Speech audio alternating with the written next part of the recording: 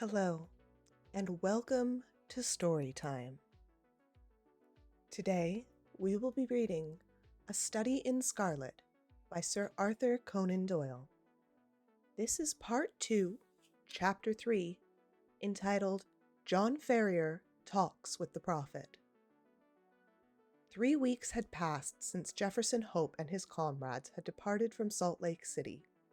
John Ferrier's heart was sore within him when he thought of the young man's return and of the impending loss of his adopted child. Yet her bright and happy face reconciled him to the arrangement more than any argument could have done. He had always determined, deep down in his resolute heart, that nothing would ever induce him to allow his daughter to wed a Mormon. Such a marriage he regarded as no marriage at all, but as a shame and a disgrace. Whatever he might think of the Mormon doctrines, upon that one point he was inflexible. He had to seal his mouth on the subject, however, for to express an unorthodox opinion was a dangerous matter in those days in the land of the saints. Yes, a dangerous matter. So dangerous that even the most saintly dared only whisper their religious opinions with bated breath, lest something which fell from their lips might be misconstrued and bring down a swift retribution upon them. The victims of persecution had now turned persecutors on their own account, and the persecutors of the most terrible description.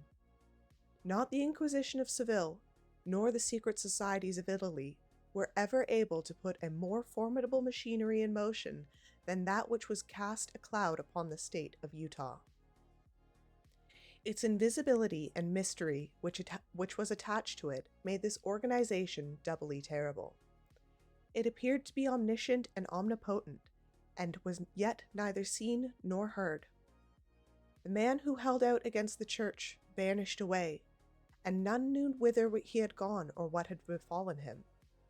His wife and his children awaited him at home, but no father ever returned to tell them how he had fared at the hands of his secret judges.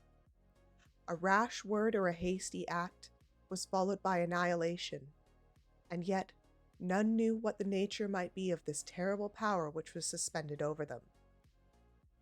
No wonder that men went about in fear and trembling, and that, even in the heart of the wilderness, they dared not whisper the doubts which oppressed them.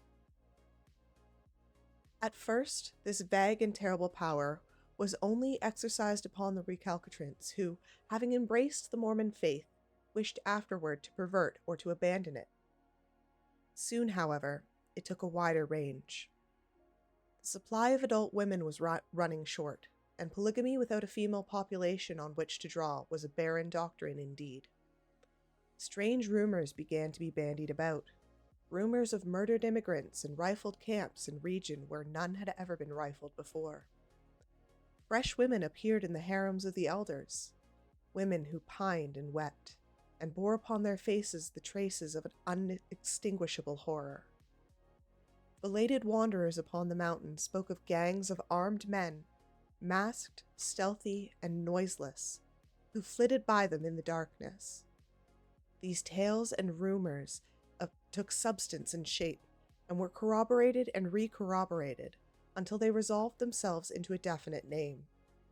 To this day, in the lonely ranches of the West, the name of the Danite Band, or the Avenging Angels, is a sinister and ill-omened one. Fuller knowledge of the organization which produced such terrible results served to increase rather than to lessen the horror which it inspired in the minds of men. No one knew who belonged to this ruthless society. The names of the precipitors and in the deeds of blood and violence done under the name of religion were kept profoundly secret. The very friend to whom you communicated your misgivings as to the prophet and his mission might be the one who would come forth at night with fire and sword to exact a terrible reparation. Hence, every man feared his neighbor, and none spoke of the things which were nearest to his heart. One fine morning, John Ferrier was about to set out to his wheat fields when he heard the click of the latch, and looking through the window, saw a stout, sandy-haired, middle-aged man coming up the pathway. His heart leapt into his mouth, for it was none other than the great Brigham Young himself. Full of trepidation, for he knew that such a visit boded him little good, Ferrier ran to the door to greet the Mormon chief. The latter, however, received his salutations coldly, and followed him with a stern face into the sitting-room. "Brother Ferrier," he said, taking a seat and eyeing the farmer keenly from under his light-colored eyelashes, "the true believers have been good friends to you. We picked you up when you were starving in the desert. We shared our food with you, led you safe to the chosen valley, gave you a goodly share of land, and allowed you to wax rich under our protection.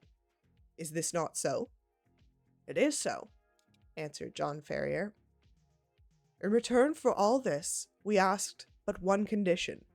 That was that you should embrace the true faith and conform in every way to its usages. This you promised to do, and this, if common report says truly, you have neglected." "And how have I neglected it?"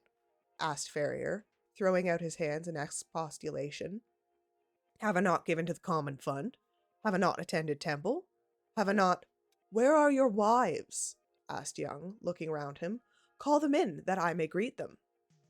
"It is true I have not married," Ferrier answered, "but women are few, and there are many who have better claims than I. I was not a lonely man.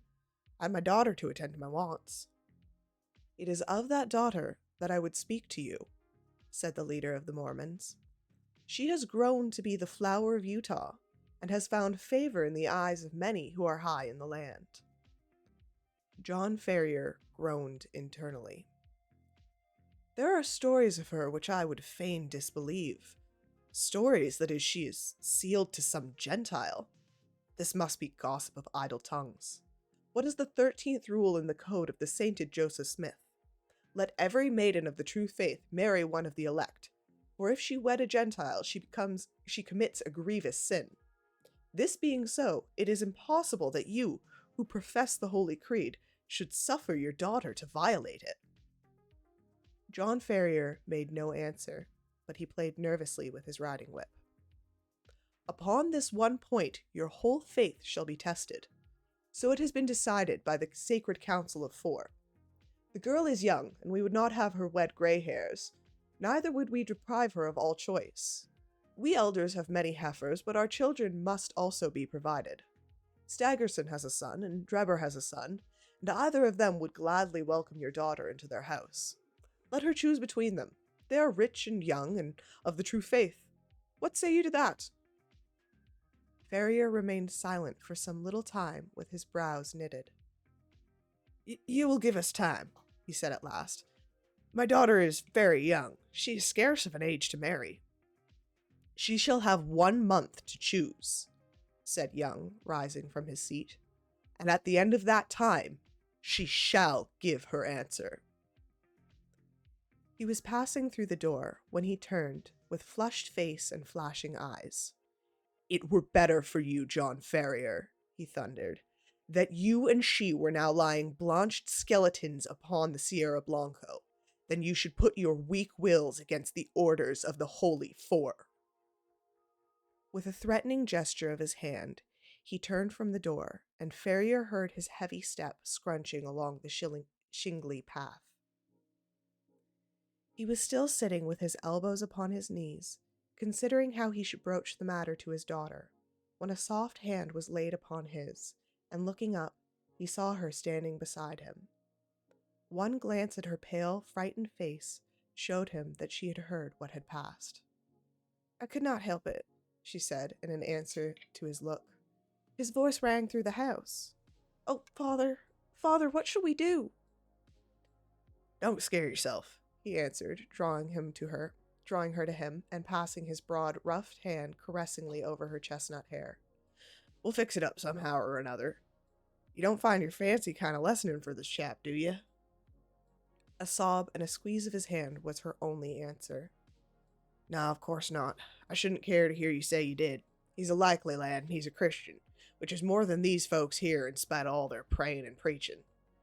There's a party starting for Nevada tomorrow, and I'll manage to send him a message letting him know what hole we are in.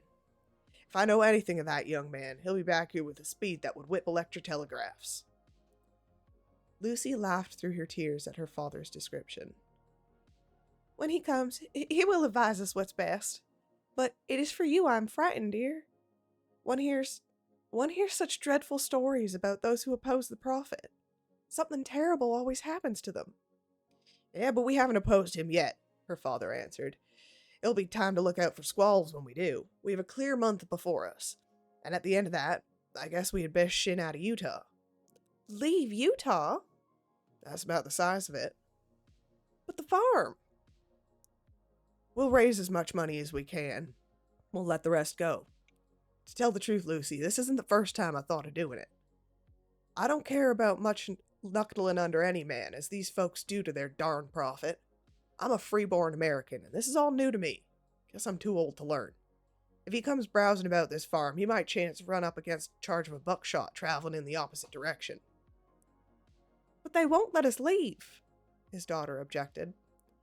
Wait till Jefferson comes, and we'll soon manage that. In the meantime, don't you fret yourself, my dearie, and don't get your eyes swelled up, else he'll be walking into me when he sees you. There's nothing to be afeared about. There's no danger at all. John Ferrier uttered these consoling remarks in a very confident tone, but Lucy could not help observing that he paid unusual care to fastening the doors that night, and that he carefully cleaned and loaded the rusty old shotgun which hung upon the wall of his bedroom. And that concludes Chapter 3 of A Study in Scarlet, Part 2. We hope that you will join us shortly for Chapter 4. Goodbye.